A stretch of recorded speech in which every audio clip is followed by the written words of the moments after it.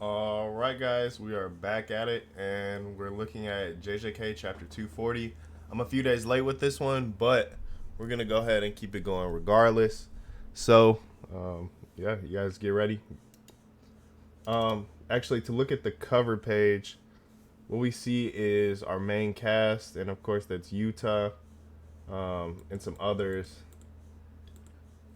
But what we can see is that Yuji's obviously on this cover panel, and the fact that he made it is really important for the series. It is obviously indicative of Yuji being a top tier now, and yeah, it's something we've kind of been waiting on for confirmation. What has Yuji been doing this past month or so? This is like some pre-planning stuff. They're actually looking at whether they want to attack Kenjaku before or during the fight with Sukuna. And they're going over some strategic stuff. Um, Basically saying beating Sukuna doesn't really matter if Kenjaku catches them all when they're weakened and about to die, which makes sense, right? They can't really handle Kenjaku. At least half these characters will get pretty much no diff by Kenjaku if they don't come at him the right way, with the right amount of energy and strategy.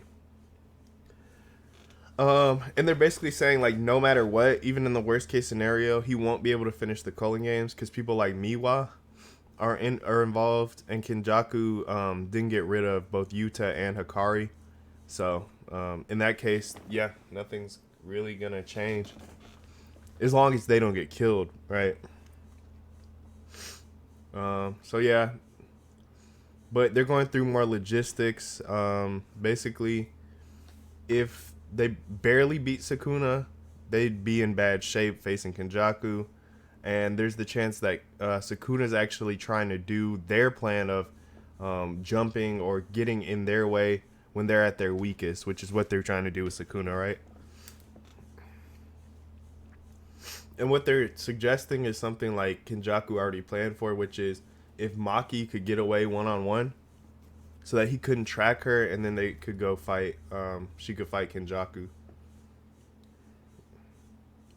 But there's like a back and forth basically, and they're kind of questioning which character should go fight, and that is something they need to plan for basically. But Angel is obviously talking about Takaba going, and yeah, that's obviously what they ended up doing. And so they call him Goofy, but they basically have an understanding or an underlying mechanism for what his curse technique is, and Angel seems to understand it pretty well. Kenjaku's just getting used to it though, right? Like he's using all these cursed spirits, and they're not really doing too much. He's literally just sitting here being goofy, man. Like it's pretty crazy.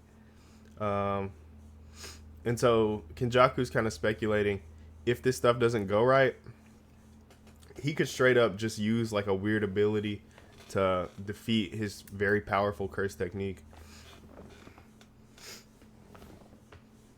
Yeah, and he's trying to figure out the weakness between Takaba's curse technique and like why he's not able to damage him at this point. And they're talking about old comedy gigs, comedy acts, um, and yeah, Takaba's kind of understanding that Kenjaku does understand a little bit about comedy and some of the acts that have occurred over the last like 20 years in Japan. And he asked him to kind of explain why he's doing all this, and Kenjaku says, "Hey, I don't want to go through this again," but he definitely talks about it a bit more. So here's my Wi-Fi. Yeah, and they basically go. He essentially talks to him about setups and punchlines in jokes, and that this isn't a very funny joke. But JJK, I don't. This is a battle shonen. I like that you guys are willing to take on multiple genres, but comedy in manga is not one of my favorite things. So this is kind of iffy. And yeah, he's really just crafting kind of a response to Takaba and why his jokes suck. So he actually does some damage now, So he's questioning whether certainty and confidence in his jokes is part of Takaba's ability, which is a good thing to question.